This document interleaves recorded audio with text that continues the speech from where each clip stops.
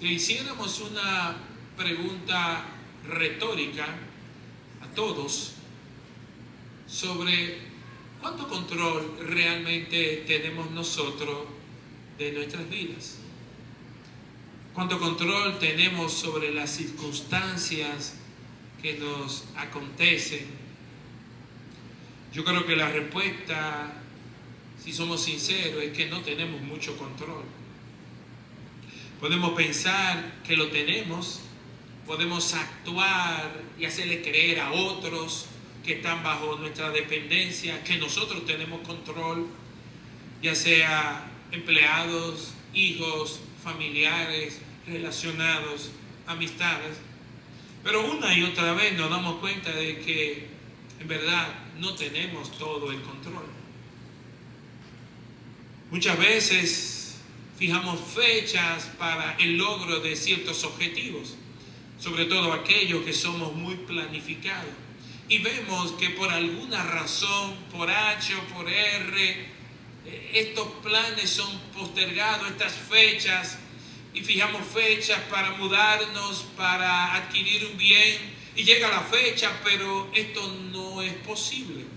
Tenemos pensamientos sobre trabajos o negocios para una fecha determinada, pero no se da como nosotros hemos estipulado, pensado o planificado. Pensamos en un empleo, en iniciar un nuevo proyecto, un emprendimiento totalmente correcto, legítimo por demás, pero no se da de la manera en que creemos.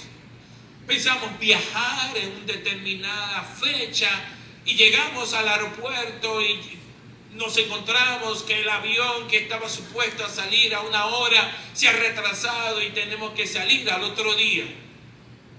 Una y otra vez vemos nuestros planes cambiados, modificados.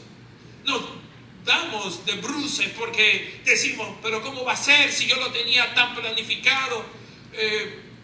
Nos molestamos con la vida y pensamos que el universo está conspirando contra nosotros. Y una y otra vez tenemos que recordar que nosotros no tenemos todo el control, pero que hay un Dios en el cielo que sí tiene todo el control. Y esto nos lo recuerda la palabra de Dios. Esto lo vemos en Santiago capítulo 4, en los versículos del 13 al 16.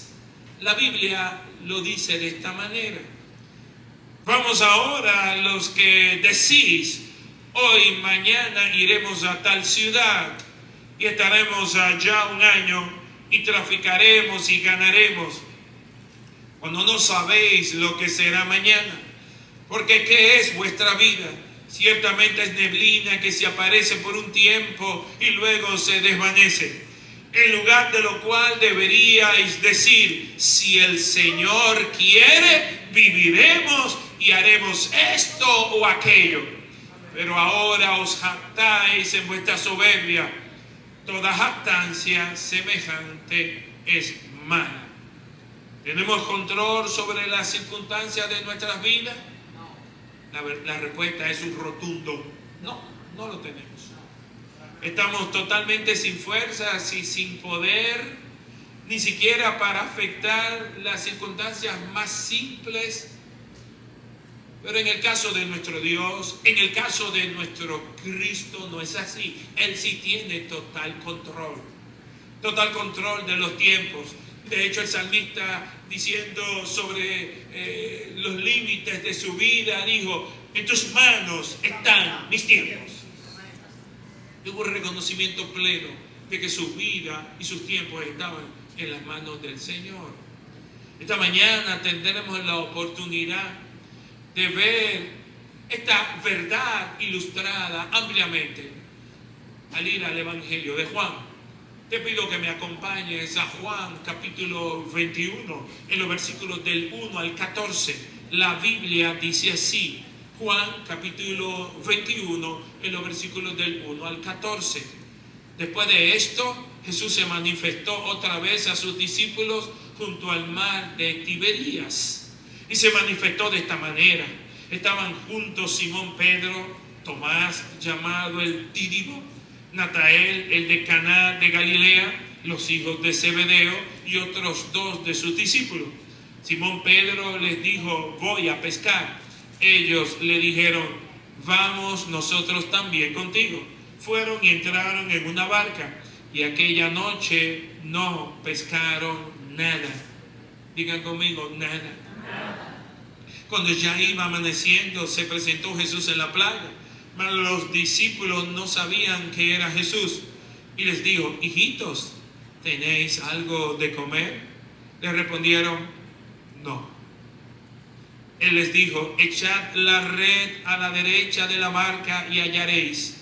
Entonces la echaron y ya no la podían sacar por la gran cantidad de peces. Entonces aquel discípulo a quien Jesús amaba dijo a Pedro: ¡es el Señor! Simón Pedro, cuando oyó que era el Señor, se ciñó la ropa porque se había despojado de ella y se echó al mar. Y los otros discípulos vinieron a la barca arrastrando la red de peces, pues no distaban de tierra sino como 200 codos. Y al descender a tierra vieron brasas puestas y un pez encima de ellas y pan. Jesús le dijo: traed de los peces que acabéis de pescar. Subió Simón Pedro y sacó la red a tierra, llena de grandes peces, 153. Y aun siendo tantos, la red no se rompió. Le dijo Jesús: venid, comed. Y ninguno de los discípulos se atrevía a preguntarle: ¿tú quién eres?, sabiendo que era el Señor. Vino pues Jesús y tomó el pan y les dio, y asimismo del pescado. Esta era ya la tercera vez que Jesús se manifestaba a sus discípulos después de haber resucitado de los muertos. En este mensaje quisiera que pudiéramos examinar esta historia a la luz de lo que el apóstol Juan nos quiere retratar, nos quiere decir, y que podamos comprender en nuestra ineptitud, en nuestra limitación, cómo Cristo puede proveer de manera maravillosa para nuestro sostenimiento, para nuestro bien, porque en Cristo hay una abundancia suficiente para cada hijo de Dios. ¿Cuántos lo creen? Amén. Y espero que al comprender esto podamos ser guiados en todas las circunstancias de nuestra vida. No importa lo que estés atravesando al día de hoy, Dios puede ser y es suficiente, completamente suficiente para ti y para mí. La pregunta que vamos a tratar de responder en esta mañana es la siguiente: ¿qué necesitamos saber para poder experimentar la abundante provisión de Cristo para sus hijos en cualquier circunstancia de la vida? Porque no importa lo próspero que te sientas, siempre vas a necesitar del favor de Dios. ¿Cuántos lo creen? Levanta tu mano y di: yo necesito la gracia y el favor de Dios 24/7. Aleluya. Primeramente, para experimentar la abundante provisión de Cristo, hay que comenzar con nuestro entendimiento de lo limitado e inepto que somos para tener control total de todas nuestras necesidades físicas, espirituales o de cualquier índole. Veamos claramente el pasaje ilustrado y todo el contexto. Cuando vamos a Juan capítulo 21, en el versículo 1, bendito el nombre del Señor, nos dice la palabra: después de esto, Jesús se manifestó otra vez a sus discípulos junto al mar de Tiberías, y se manifestó de esta manera. ¿Después de qué?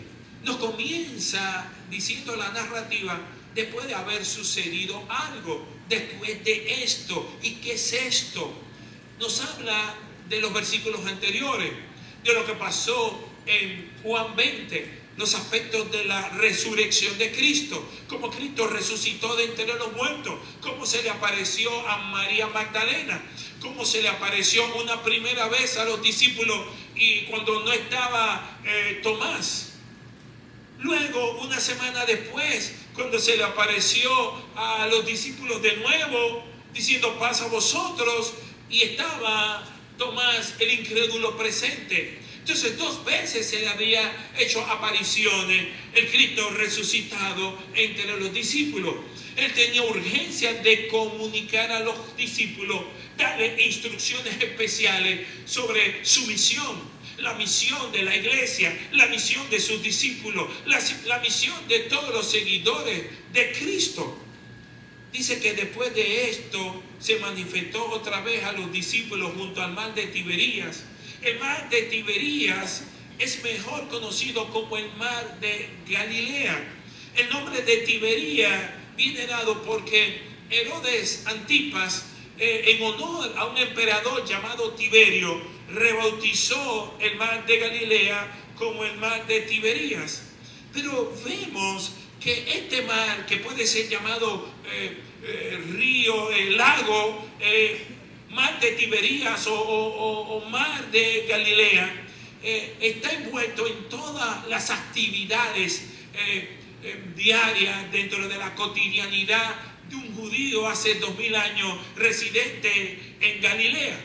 Ellos tenían completo contacto con el mar. De allí comían, de allí vivían y salían todos los días a pescar. De hecho, Cristo, cuando llama a varios de sus discípulos, son pescadores expertos, y les dice a varios de ellos: a partir de este momento yo te convertiré en un pescador de hombres, hablando de la misión de ir a rescatar a los perdidos. ¿Cuántos dicen amén? Amén. En el versículo 2 nos aclara que él, de hecho, se le apareció solamente a 7. Vayamos al versículo 2. Nos dice, bendito el nombre del Señor: estaban juntos Simón Pedro, Tomás llamado el Dídimo, Natanael el de Caná de Galilea, los hijos de Zebedeo y otros 2 de sus discípulos. Es decir, no estaban los 11. Los 11 que quedaban, no, solo habían 7. Y nos dicen los nombres: Simón Pedro, Tomás, Natanael, los hijos de Zebedeo, ya sabemos que es Juan y Santiago, y otros 2 discípulos que no nos dan el nombre. No nos dan el nombre. Hay gente que dicen que podría ser uno que otro discípulo, pero la Biblia no lo revela. Y donde la Biblia hace silencio, un predicador también debe de hacer silencio. Probablemente los discípulos no nombrados, dicen algunos, sería Andrés y Felipe, porque siempre estaban al lado de Pedro, pero realmente no lo sabemos. Y si él no lo quiso decir, es porque no era necesario que lo supiésemos. La aparición de Cristo a sus discípulos en el mar de Tiberías es algo sorprendente, porque ahí no es donde Cristo mandó que ellos le esperaban. Él dijo claramente que lo esperaran en Galilea de Judea, pero les dio un lugar específico. ¿Dónde aparece esto, pastor? Si vamos a Mateo capítulo 28, en el versículo 16, encontraremos la instrucción precisa de Jesús de dónde tendrían que estar estos discípulos esperando al Cristo resucitado. Le dice: pero los 11 discípulos se fueron a Galilea, al monte donde Jesús le había ordenado. Hasta aquí que hemos captado. En las apariciones de Jesús, Jesús le dice dónde tenían que esperarlo. Le tenían que esperar en un monte que era conocido, un lugar geográfico, un punto de encuentro conocido por todos, y tenían que esperar al Cristo resucitado en el monte de Galilea. Por alguna razón llegaron los 11 y pasaron días u horas, no sabemos, y estando allá entra algo que es muy normal, muy típico en cualquiera de nosotros, y es: parece que el hombre no va a llegar. y ya hay hambre. Digan conmigo, hay hambre. Simón Pedro todavía tenía por ahí su anzuelito. Y dijo, yo voy a hacer lo que yo sé porque estoy viendo una barca allá. Y desciende, pero no desciende solo, sino que 6 le dicen, te vamos a acompañar. Y se van con él Juan y varios de los discípulos. No sabemos dónde se quedaron los otros, pero lo que sabemos es que fueron 7 que descendieron allá. De esta manera estaban incumpliendo lo que Cristo había señalado en Mateo 28, 16. Es interesante que cuando Cristo fue tentado en el desierto, tenía 40 días sin comer comida. Y el enemigo le ofreció comida. ¿Sí o no? De una manera, con una necesidad legítima, porque tenía hambre. Después de 40 días, ¿quién no tuviera hambre? Sin embargo, el Señor le contestó, ¿qué cosa? ¿Qué cosa no le oigo? No solo de pan vivirá el hombre, sino de toda palabra que sale de la boca. ¿Tenían los discípulos una palabra? Claro. Tenían la palabra del Cristo resucitado. Sin embargo, aún nosotros teniendo la palabra, sabiendo por la palabra lo que es la voluntad de Dios, nos hacemos los locos y la necesidad es inmediata. El inmediatismo nos sabotea el plan de Dios y somos muchas veces nosotros los que nos autosaboteamos. ¿Cuántos están entendiendo? Y bajo una necesidad legítima, tenemos hambre, deciden salir. ¿Y qué pasa? Dice el relato que ellos descienden. Y yo le pregunto, ¿fue necesario que ellos fueran a pescar, aunque Cristo tuviera unas horas sin haber llegado, o un día sin haber llegado? La respuesta es no, no era necesario. Ellos tienen que decir, Señor, tenemos hambre, mira a ver lo que tú vas a hacer. ¿Cuántos están entendiendo? Porque el que le mandó al monte a esperar fue el Señor. Entonces, si tú estás siguiendo las direcciones de Dios y las cosas tú no las estás entendiendo, tienes que ir a qué. No a resolver por tu cuenta, sino ir al lugar correcto, dirigirte a la persona correcta, dirigirte al Señor, dirigirte a la fuente. ¿Cuántos dicen gloria a Dios? ¿Por qué?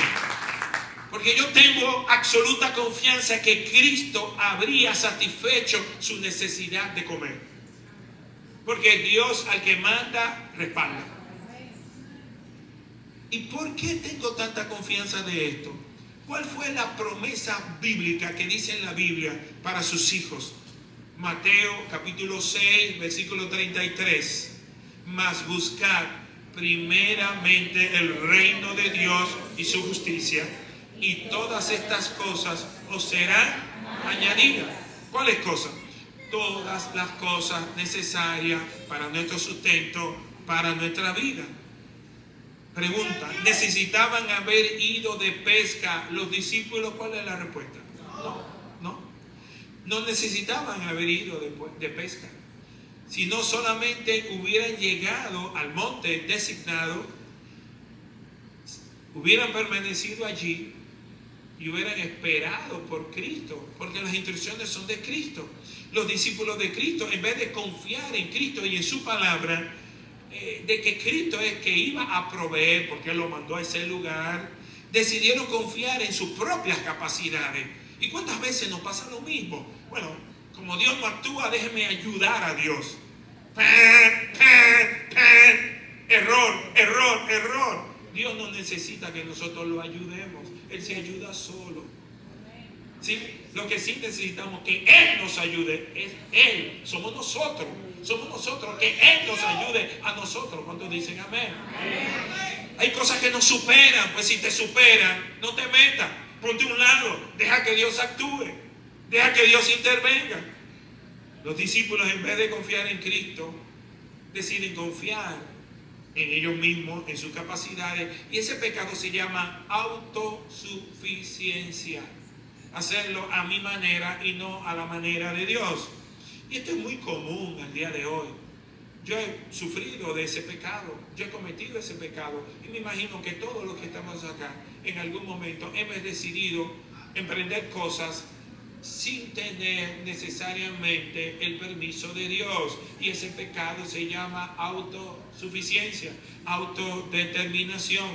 La gente, en vez de buscar cómo honrar las claras enseñanzas de la palabra de Dios, sacrifican todo eso.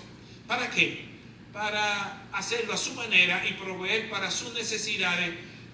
En estos días supe de un lamentable caso de unos hermanos que estaban muy bien en la iglesia, estaban siendo muy prosperados acá, y se le metió la locura de irse para Estados Unidos, y llegan a los Estados Unidos sin el permiso de Dios, venden su casa, dejan su negocio y se van solo con visa. No tengo que decirle qué pasó. Lo engañaron, se metieron con un socio que no era cristiano. El socio le hizo perder miles y miles de dólares. Porque cuando tú comienzas a caminar sin el permiso de Dios, es fracaso, fracaso, fracaso. Y hay gente que hasta que no se ven totalmente en ruina, no comienzan a decirle: Señor, ahora yo lo voy a hacer a tu manera. ¿Cuántos dicen gloria a Dios? ¡Gloria a Dios! ¿Consiguieron pescado los discípulos según el relato cuando se fueron a pescar haciéndolo a su manera? La respuesta es no. Veamos Juan 21:3, por favor. Dice Juan 21:3 lo siguiente. Lo leemos. Simón Pedro les dijo: voy a pescar. Ellos dijeron: vamos, nosotros también contigo. Fueron y entraron en una barca, y aquella noche no pescaron nada. Oigan bien, no fue una pesca de 10 minutos. No, fue durante toda la vigilia de la noche, posiblemente desde que oscureció hasta que amaneció. Estamos hablando de gente que se criaron desde pequeñito viendo a su papá, a su abuelo pescar, siendo ellos pescadores profesionales, y no sacaron un pescadito, una tilapita, nada chiquito, nada. No pescaron absolutamente nada. ¿Quién impidió que ellos pescaran? El mismo que lo instruyó, porque tenía que tratar con ellos. Así tratará Dios con nosotros cuando Él no aprueba que nosotros caminemos sin su aprobación. No pescaremos nada. Perderemos nuestro tiempo cuando hacemos cosas sin su aprobación, o cuando van reñidas con lo que dice su palabra. Es interesante que la respuesta es negativa, porque Dios se encargó de que su trabajo fuera infructífero, no diera fruto. Cristo le dijo a sus discípulos, Mateo 28:18, lo siguiente: toda potestad me es dada en el cielo y en la tierra. O sea, el Cristo resucitado le dijo: yo tengo todo el poder. Y ese que tiene todo el poder puede hacer que todos los peces, y si usted es de cierto lugar de la República Dominicana, dijera que todos los peces se escondieran, y ellos navegaban a la izquierda y los peces cogían para la derecha, y ellos navegaban para la derecha y los peces se iban, porque todo lo que respira obedece a Dios. Métase eso en la cabeza. Él tiene control y dominio de todo el universo. Jehová reina.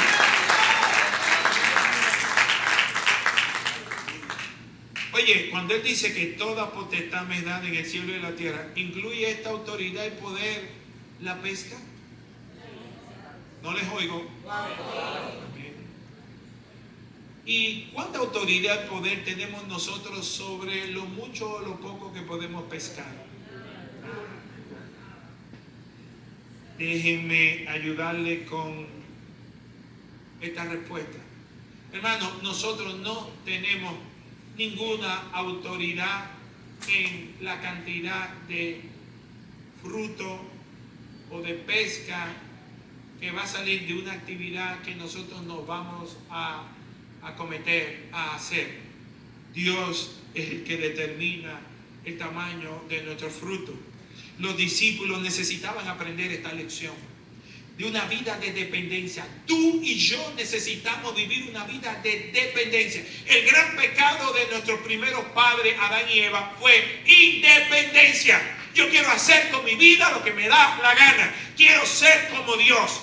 No tengo que depender de Dios. El pecado al día de hoy del hombre y de la mujer es: yo quiero vivir mi vida como me da la gana. Dios, no te metas conmigo. No creo que te tienes que meter en mis asuntos. Yo quiero gobernar mi vida. Ese es el pecado del hombre. Pues la primera cosa que debemos saber, si vamos a ponernos en una posición para experimentar la verdadera abundancia que Cristo nos quiere dar, lo primero que tenemos que reconocer es nuestra gran incapacidad todos los días decirle al Señor: Señor, tú eres el que sabe. Yo tengo un nuevo chofer desde hace aproximadamente un mes y pico. Yo estaba en mi compañía y mi chofer, Dios lo permitió, tuvo que operarse de una hernia en la espalda. Y me dice una semana antes: jefe, me voy a operar la semana que viene, búsquese un chofer. Yo llamo al departamento de recursos humanos: búsqueme un chofer sustituto porque me voy a quedar sin chofer en la empresa. Sabe que el operado, pues sabe el día de la operación, por el postoperatorio es muy lento. Un día llego a la oficina principal y me llaman de recursos humanos y me dice: oiga, le demos el chofer sustituto. Digo: ajá, ok, ¿cómo se llama? Se llama José. ¿José Valdés? ¿José Valdés? No.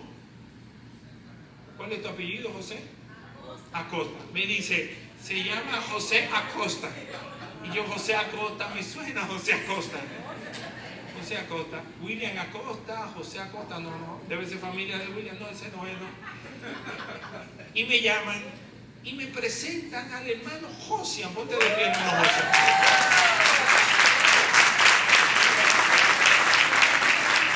Y me dicen: este va a ser su nuevo chofer. Y dije: wow, otro pez del Señor. O sea, así como Dios tiene control de los peces, tiene control. Él no pidió trabajo en la compañía para ser chofer del pastor. ¿Se entiende? Él va pidiendo trabajo para ser chofer en la empresa, en el departamento de transportación. Y le dicen: el trabajo que hay es para usted ser chofer de un ejecutivo. Él no sabía que iba a ser mi chofer, ni yo tampoco. Si me lo hubieran dicho, digo: no, por favor. Es una broma, José. Entonces, ¿qué pasa? Al principio tuvimos que hacer ajustes así como un marido y una mujer, no así como: oye, espérate, dobla por izquierda, toma a la derecha. Y después de 4 o 5 boches que le he echado a José, qué buen chofer es José.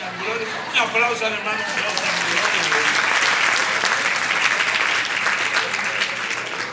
El chofer que está en convalecencia tiene problemas. Espero que no vea esta prédica porque él la ve siempre, gloria a Dios. Randy, te amo, gloria a Dios. Pero hermano, Dios es el que tiene control de cada uno de sus hijos y de las actividades, amén. Y yo disfruto durante el tiempo que me ha tocado Josian estar conmigo. Siempre oramos, gloria a Dios, juntos. Y ha sido una gran bendición, espero, para la vida de él, y ha sido grandemente para mi vida. En Juan capítulo 21, versículo 6, él les dijo, Jesús estando en la orilla, viendo la frustración de ellos, Juan 21, 6, él les dijo: echad la red a la derecha de la barca y hallaréis. Entonces le echaron y ya no la podían sacar por la gran cantidad de peces. ¿Se acuerdan la historia de Lucas 5 sobre la pesca milagrosa?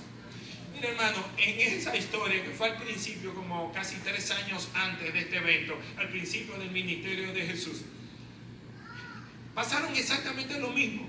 Los mismos actores, estaban Pedro y los hijos de Zebedeo, y Jesús se acerca a ellos y le dice: emboga mar adentro, y tiran la red, y la red es tan fuerte de peces que se rompe la red. ¿Se acuerdan la historia? La pesca milagrosa. 3 años después le pasa exactamente. O sea, nosotros los seres humanos estamos condenados a repetir los mismos errores cuando no aprendemos la lección. Y la lección es: aprende a depender de Dios. Cuando dicen gloria a Dios. Hermanos, si en este momento ven la abundancia de Cristo, ellos no saben que es Cristo. Es impresionante. Ellos estaban como a 100 metros, 200 codos, dicen. Ellos no podían divisar, era amaneciendo y los amaneceres son un poco oscuros. Pero la persona le pregunta: oye, ¿han pescado algo? No, no hemos pescado nada. Tienen la red a la derecha. Y ellos obedecen, pero yo me imagino que obedecen como: déjame hacerlo para probar que no hay nada.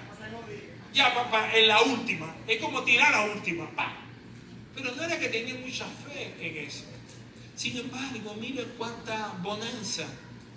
Él les dijo: echad la red a la derecha de la barca y hallaréis. Entonces le echaron. Hermanos, y con esto vino la revelación de la identidad de Cristo.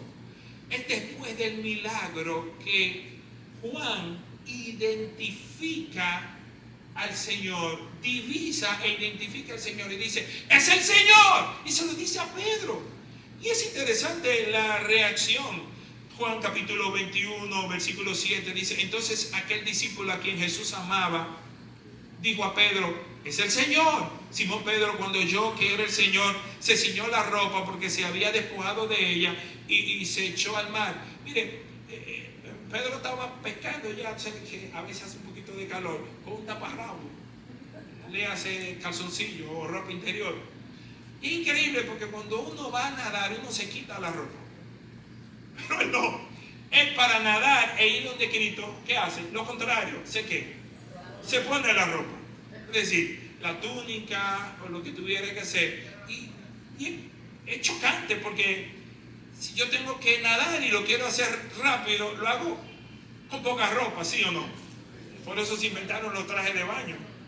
Nadie nada con un traje como el que tengo puesto. ¿Por qué? Porque es obstáculo. Sin embargo, es increíble que el individuo, y es chocante, y son partes de la Biblia que a mí me chocan, se pone la ropa para nadar. Y de alguna manera, esto nos habla el concepto de lo que está en la cabeza respecto a con quién tú vas a hablar. ¿Se entendió? Respeto, honra, reverencia. Conozco un pastor que él se lo levanta el Espíritu Santo a las 3, 4 de la mañana. Ahora, y él agarra, se baña, se viste, se pone un traje, una corbata y se arrodilla. Dice: Señor, estoy aquí en tus santos. Aleluya. Yo no hago eso. Lo respeto a él. Él en su trato hace eso. Es la manera de él decir: Señor, y si yo voy donde el presidente Abinader, me pongo una chacabana, un saco delante de ti, me voy a vestir de gala porque estoy en audiencia contigo. ¿Cuántos dicen gloria a Dios? Aleluya. Veo gente esta noche con saco. ¿Y quién fue? ¿Quién fue el primero que vio a Cristo, que reconoció? Juan. Porque siempre hay uno en el grupo más espiritual. Juan es el que reconoce, el que identifica a Jesús. Pero hay uno que es rápido en emociones, que tiene las emociones a flor de labio, y ese es Pedro. Es el Pedro el que se tira, el que no quiere esperar llegar al ritmo de la barca. No, él quiere llegar con todas las fuerzas de su ser. ¿Por qué? Porque se trata de que es el Señor que está ahí en la orilla. Y esto habla muy bien de la personalidad de los actores. ¿Y cómo respondieron los demás discípulos?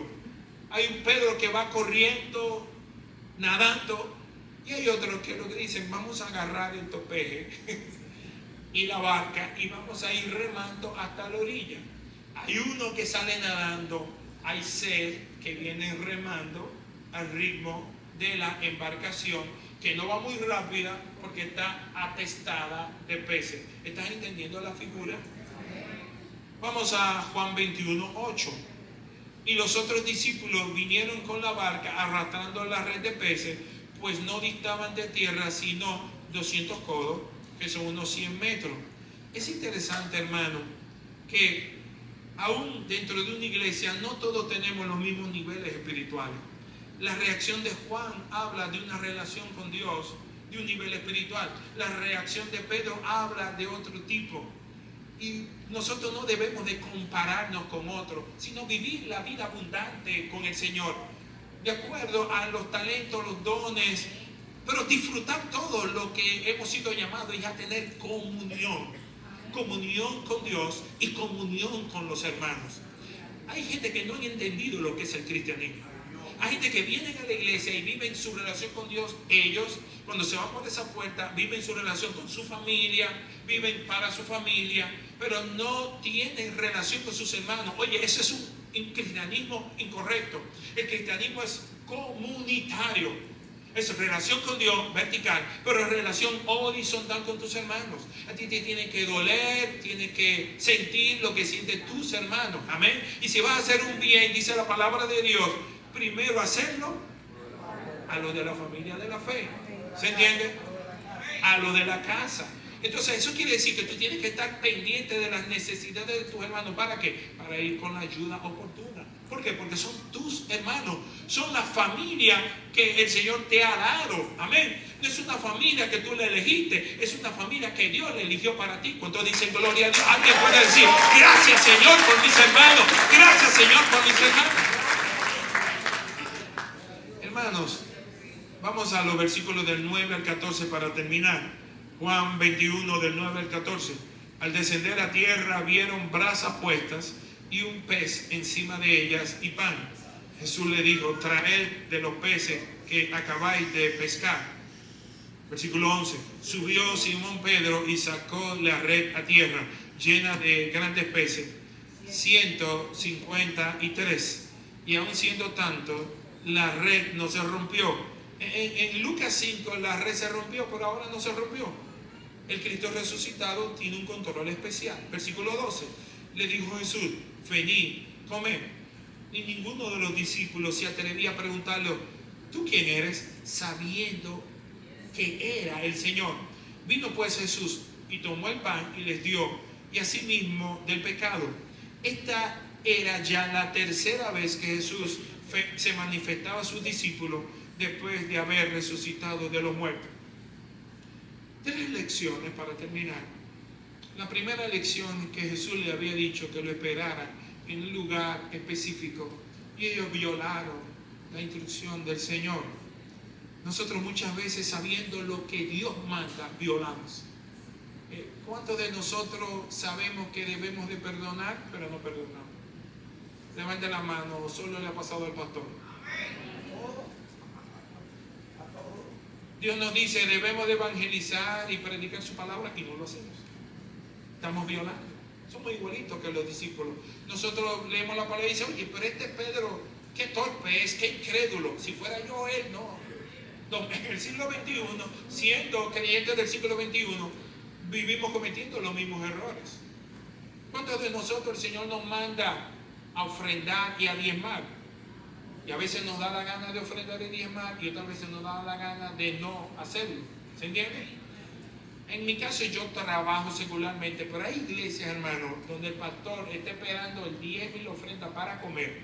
Que hay hermanos que ponen de castigo al pastor. No, esto lo voy a poner yo este mes a pasar. No lo voy a dañar. ¿Por qué? Porque no me dio la oportunidad para cantar, no me dio la reflexión, no me dio invito a predicar, se fue con otro, o lo que fuera. Porque así somos los seres humanos, hermano. Veleidoso, voluptuoso y misericordia. ¿Qué motivación tienes tú detrás de lo que haces si no es buscar la gloria de Dios? Pero sin embargo restringimos y decimos, no, yo lo voy a hacer a mi ritmo, lo voy a hacer a mi manera. Y no porque te falte instrucción, sino porque no te da la gana de obedecer. Entonces, la que dio la reflexión, la hermana Laura, dijo algo que yo he dicho en otra ocasión. Tenemos que tener cuidado en tener éxito en algo que Dios no nos ha mandado a hacer. Porque ese éxito es temporal, pero también es engañoso. Mire, si una persona, el Señor ha prometido en su palabra que el que le honra, Él lo honra. ¿Cuántos dicen amén? Amén. Y si una persona que no honra a Dios le va bien, tiene que tener cuidado. ¿Por qué? Porque va a tener un autoengaño. Pero yo no lo quiero poner de la manera negativa. Vamos a ponerlo de la manera positiva. La manera positiva es, si tú siendo desobediente te ha ido bien en la vida, imagínate si fueras obediente. ¿Cómo te fuera? Mucho, pero mucho mejor. ¿Se entiende? ¿A cuánto le gustaría que le vaya mucho, pero mucho mejor? A mí también. Entonces seamos más obedientes. Cumplamos lo que Dios. Pastor, es que me duele sacar 1,000 pesos de diezmo, 10,000 pesos de diezmo. ¿Te gustaría dar 1,000,000 de pesos de diezmo? A mí me gustaría dar 1,000,000 de pesos de diezmo, porque quiere decir que el Señor me va a dar 10 millones. ¿Me entiendes? Yo decía en la prédica sobre la fidelidad, domingos atrás, que hubo una persona que cuando ganaba 10,000 pesos, era, mira, fijo, mire, 1,000 pesos de diezmo. Dios lo comenzó a prosperar 50,000, 100,000, 200,000. Cuando el individuo iba por 500,000, dijo, yo da 50,000 de diezmo a ese tipo. Cuando era que ganaba 10,000, era súper fiel. Pero cuando tenía que diezmar 50,000, ¡me duele! El pastor lo llama en una entrevista pastoral y le dice, dime cómo tú quieres que yo ore. Si tú quieres que yo ore para que el Señor te siga prosperando, para que tú ganes 1,000,000, o si tú quieres que yo ore para que tú vuelvas a ganar 10,000 cuando tú eras más fiel. Ay no, pastor, siga orando por mi prosperidad. Es una broma. Pero Dios tiene que chocarnos de alguna manera en cuanto a nuestra fidelidad, no al pastor, nuestra fidelidad a Dios. ¿Cuántos dicen gloria a Dios? Dile que está a tu lado, te está hablando a ti. En segundo lugar, los discípulos necesitaban aprender una lección que nosotros también necesitamos aprender. ¿Y cuál es esa lección? Necesitamos aprender que si vamos a experimentar la abundante provisión de Cristo en todas circunstancias de la vida, debemos confiar en Cristo y en su suficiencia y hacer las cosas a la manera de Dios, no a nuestra manera. Sí, pero que yo tengo un contacto, sí, pero que yo puedo evadir impuestos, sí, pero que yo puedo hacer esto, yo puedo esquivar, yo tengo una influencia, yo tengo un amigo en el gobierno, o cualquier locura de esa, pecaminosa. No, hagámoslo a la manera de Dios y obtendremos los frutos como Dios ha establecido. Hermano, esta historia no se trata de pesca, ni cómo ser un buen pescador. Esta historia se trata de obediencia. La gran enseñanza de toda esta historia de Juan 21 es obediencia irrestricta a las instrucciones del Señor.